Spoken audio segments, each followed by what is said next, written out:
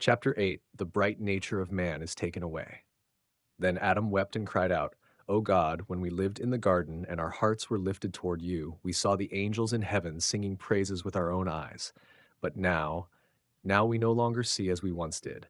Even when we entered this cave, it was as if all of creation became hidden from us. Then the Lord God spoke to Adam and said, When you lived in submission to me, I had placed within you a bright nature, radiant, full of light. That nature allowed you to see far and wide, even into heavenly things. But when you disobeyed, that light was taken away.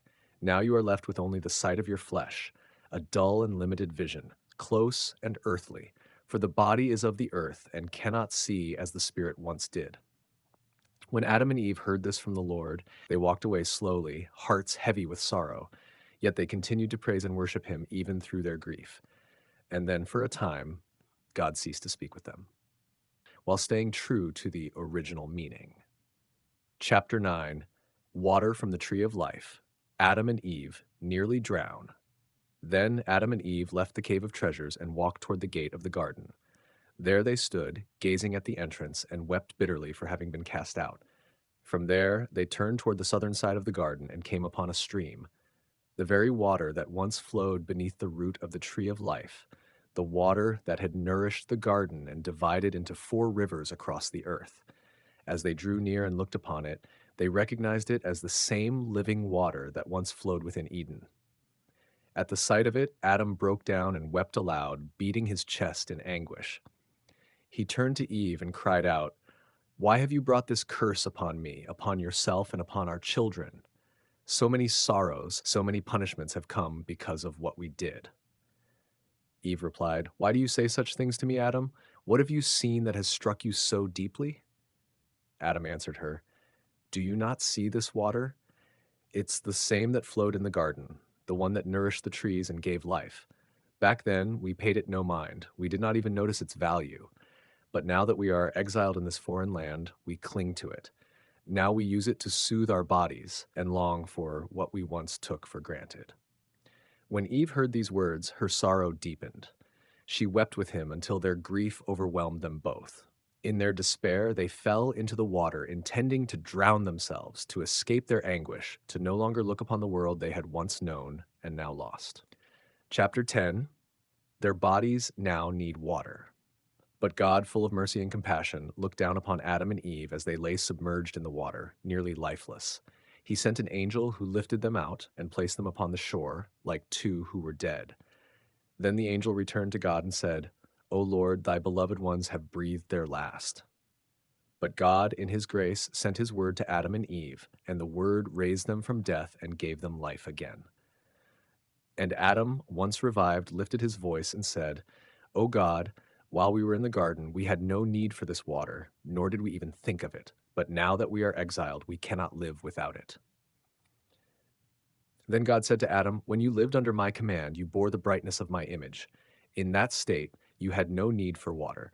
But now, after your transgression, your body has become like that of the beasts. It needs water to cleanse, to nourish, and to grow. Upon hearing this, Adam and Eve wept bitterly. And Adam cried out to God, Please, Lord, let me return to the garden if only to see it one more time. But God said, I have made you a promise, Adam. When the appointed time is fulfilled, I will bring you back into the garden, you and your righteous offspring. Then God withdrew his presence and ceased speaking with Adam. And Adam said to Eve, We shall not drink from this water, even if death should come. O Eve, if this water enters our bodies, it will deepen our suffering and bring greater torment upon us and our children after us. So Adam and Eve turned away from the stream and drank none of it. They returned to the cave of treasures. But once inside, Adam could no longer see Eve. He could only hear the sound of her movements, and Eve could not see Adam, but only heard his voice. Then Adam, overwhelmed with grief, beat upon his chest and cried out, Eve, where are you? And she answered, I am standing in this darkness. Then Adam said to her, Remember, O Eve, the bright nature we had while we lived in the garden. Remember the glory that surrounded us there. Remember the trees whose shade gently followed us as we walked beneath them. O Eve, remember the garden where we never knew night or day, but dwelled always in the light.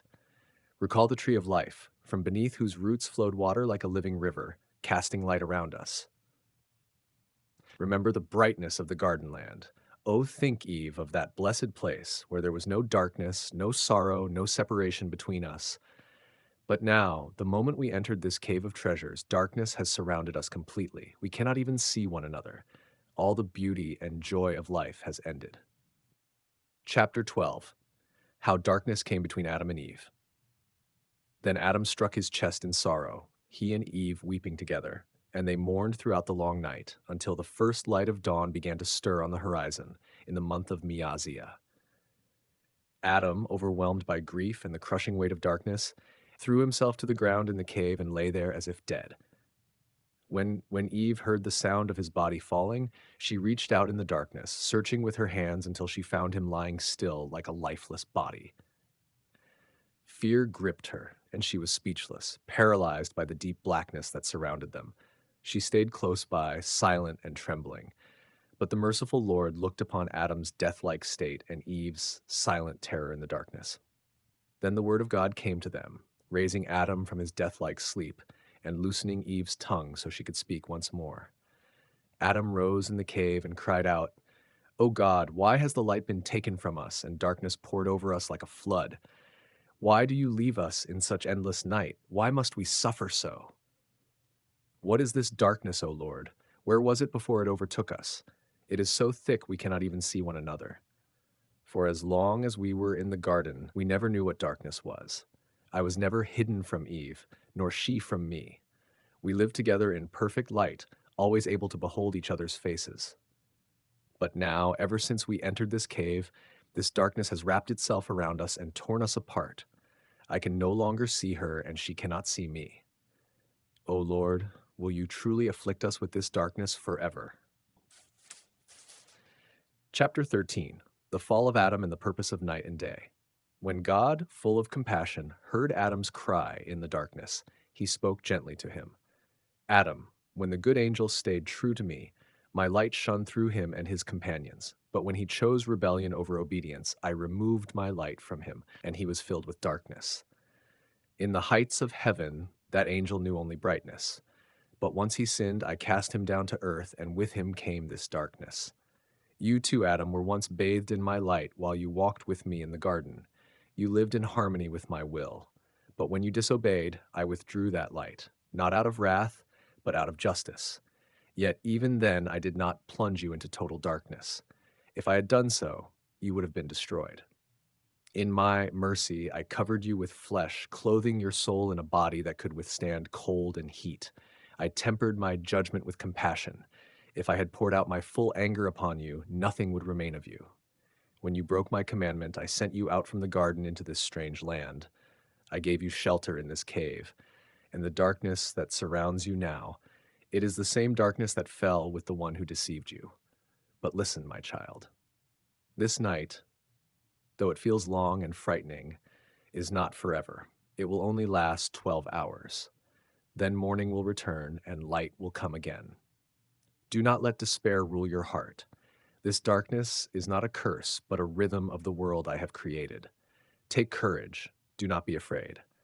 I made the day and placed the sun in the sky to give light, so that you and your children could work and the creatures of the earth could move and find what they need. I knew you would fall, but I did not compel it, nor have I abandoned you to endless suffering. You were created from light, and I meant for you and your descendants to live as children of the light. But even before you lived a full day in my garden, before my work was finished and my blessings poured out, I gave you a single command: do not eat from the tree. I knew Satan, who deceived himself, would come to deceive you as well. That's why I warned you, so that you would stay away from him, avoid the tree, and resist the lie. If I hadn't warned you, you could say I had not prepared you. But I gave you my word, and still you chose otherwise. The responsibility is yours, not mine. I made the day for your labor and the night for your rest, so that your body and the animals of the earth might find peace. The darkness will not last. The dawn is already on its way. Chapter 14, the first promise of redemption. Overwhelmed by the thick darkness and the weight of sorrow, Adam cried out to God, Lord, please take my soul. I cannot bear this grief and this night. If you won't take me, then send me to a place where this darkness can never reach me again. But God, in his patience and mercy, replied, Adam, listen closely. This darkness will not be forever. I have appointed the number of your days, and when the time is complete, when my promise has been fulfilled, I will rescue you. I will bring you home again, not just to the garden you long for, but to a greater place, to the kingdom of heaven, where there is no shadow, no night, only the light you were made for. God paused, then continued, his voice solemn and full of compassion. All the pain you now carry, the burden of shame, the fear, the hunger, none of it can break the grip Satan has on your soul. No sacrifice you make, no amount of suffering will save you from the fall. But I will. One day, I will come down from heaven myself. I will take on your very flesh, born from your own descendants. I will walk the earth as a man, and I will take upon myself all the weakness you feel now. The same darkness that terrifies you in this cave, I will face it in the silence of the grave. I, who am eternal and outside of time, will enter time. I will be counted among humanity, measured by hours, by days, by seasons. I will become like you so that I can save you. And with those words, God became silent, and his presence withdrew.